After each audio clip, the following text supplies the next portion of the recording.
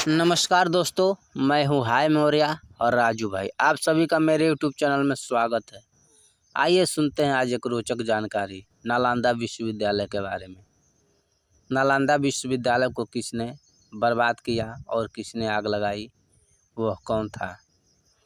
नालंदा एक प्रसिद्ध महाविहार था जो भारत में प्राचीन साम्राज्य मगध में एक बहुत बड़ा बौद्ध मठ था। यह बिहार शरीफ से पटना से लगभग 95 किलोमीटर दक्षिण पूर्व में स्थित है और 5वीं शताब्दी से 12वीं शताब्दी तक सीखने का केंद्र था, यानी कि बच्चों का पढ़ने का केंद्र था। नालंदा का मुख्य महत्व इसकी बौद्ध जड़ों से है। सीखने के केंद्र के रूप में आता है। ह्वेनसांग चीन के प्रसिद्ध तीर्थयात्री यहाँ आए और 7वीं शताब्दी में नालंदा विश्वविद्यालय में 5 वर्ष तक अध्ययन व शिक्षा ग्रहण किया।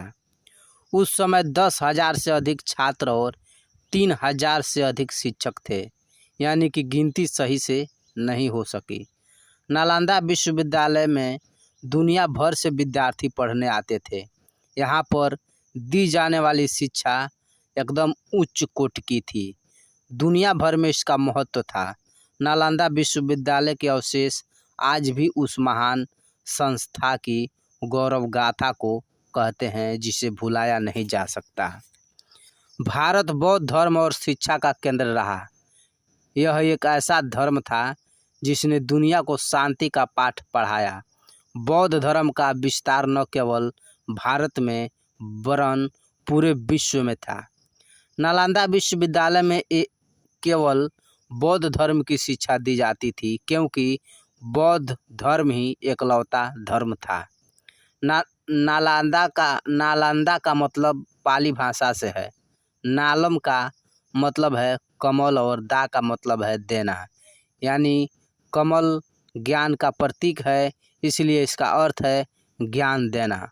बहुत से विद्वान इसका बहुत सा मतलब निकालते हैं और निकाल रखे हैं, और बहुत से विद्वानों का और जो कि माने विचारधारा वाले हैं वो अलग अलग मत बताते हैं कि बौद्ध धर्म यानी कि नालंदा विश्वविद्यालय को किसी और ने बनवाया था। कई राजाओं का नाम आता है, लेकिन आप लोग को बता दूं कि एकदम सत्य और सही में नालंदा विश्वविद्यालय को मौर्य वंशियों ने बनवाया था और वहाँ केवल बौद्ध धर्म की शिक्षा ही दी जाती थी, क्योंकि यह दुनिया का एकलौता धर्म था जो कि अपना पूरा विस्तार हर एक देश में फैला चुका था, यानी पांव पसार चुका था, और सिर्फ बौद्ध धर्म को ही सारे लोग मानते थे।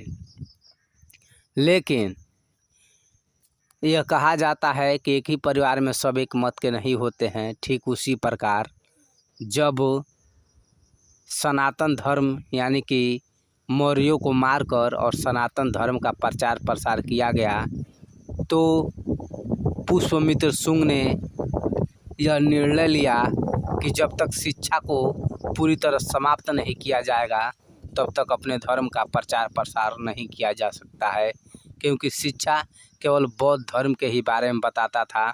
पुस्तकें जो नालंदा विश्वविद्यालय में थी केवल बौद्ध धर्म की थी। जो भी शिक्षक थे सिर्फ बौद्ध धर्म के थे, और जो भी उसमें अनुयायी थे यानी शिष्य थे वो भी बौद्ध धर्म को ही मानने वाले थे।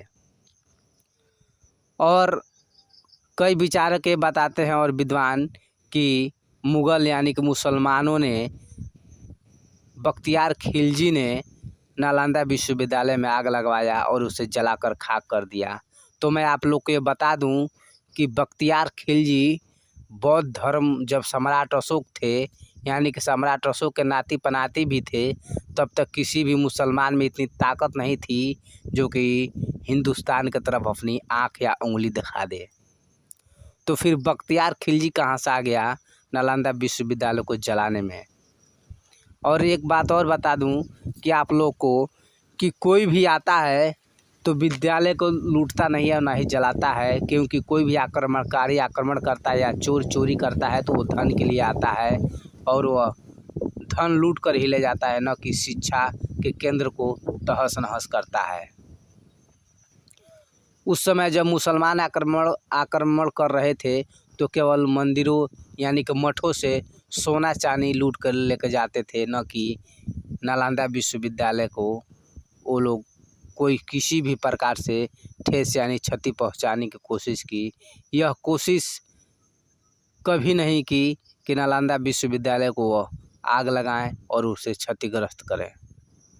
ये तो ब्राह्मणों का देन था, क्योंकि ब्राह्मणों को अपना धर्म सनातन धर्म को फैलाना था, अपनी देवताओं की मूर्तियों को यानी कि देवताओं को का पूजा पाठ कराना था, दुर्गा शंकर इत्यादि। इसलिए उन्होंने ही नालंदा विश्वविद्यालय में आग लगाई और यह पूरा का पूरा श्रेय ब्राह्मणों को ही जाता है, क्योंकि ब्राह्मण ही नालंदा विश्वविद्यालय को बर्बाद करने के पूरे जिम्मेदार हैं, न कि मुसलमान। क्योंकि जब तक किसी पुस्तक यानी इतिहास को मिटाया नहीं जा सकता तब तक दोबारा कोई इतिहास नई इतिहास को लिखा नहीं जा सकता।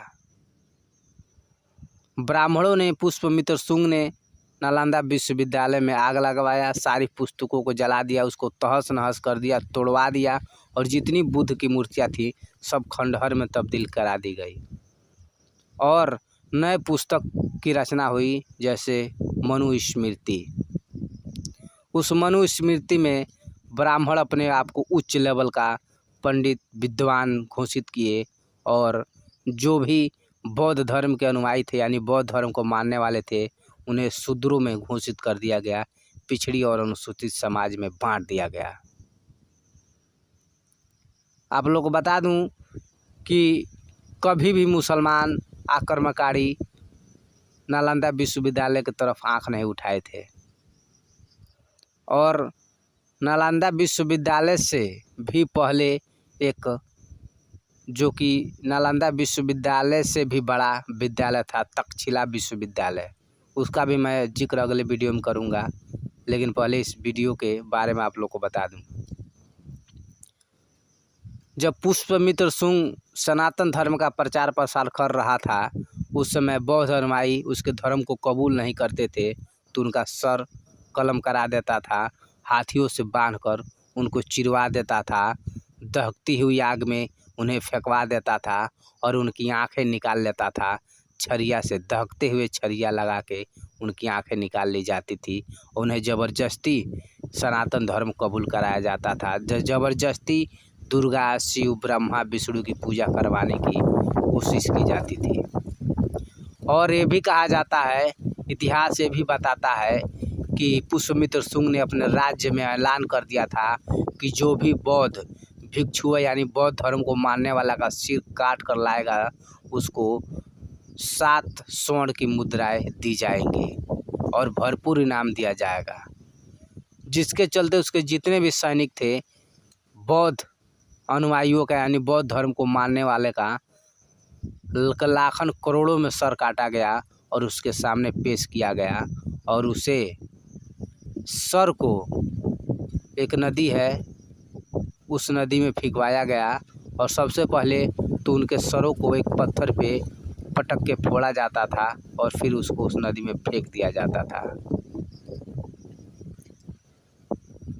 इस तरह से सनातन धर्म का प्रचार प्रसार करने के लिए कई करोड़ बौद्ध धर्म के मानने वाले लोगों का सर काटा गया, उनको तहस नहस किया गया और जहाँ भी बौद्ध विहार थी उसे तहस नहस करके नष्ट कर दिया गया और जितनी भी मूर्तियाँ बची थी उनको किसी न किसी नाम से घोषित कर दिया गया। किसी को भैरव बना दिया गया, किसी को कोई देवता बना दिया गया, किसी को वीर बना दिया गया, और जबकि गौतम बुद्ध की ही मूर्तियाँ थीं जिनको अलग अलग नामों से घोषित किया गया।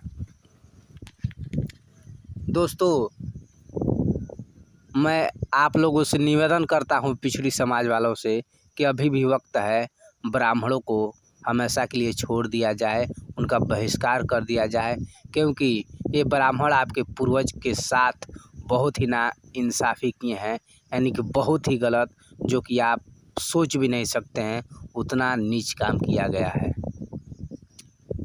अब अगले जानकारी में यानी कि अगला वीडियो लेकर मैं आऊँगा, उसमें बताऊँगा कि पिछड़ी समाज वालों के साथ इन ब्राह्मणों ने कौन कौन सा कुकर्म किया और कितना हम लोग को बर्बाद किया। तब तक के लिए धन्यवाद दोस्तों। अगर मेरा ये वीडियो अच्छा लगे तो लाइक, कमेंट, सब्सक्राइब कीजिएगा और अगले वीडियो में फिर मिलेंगे।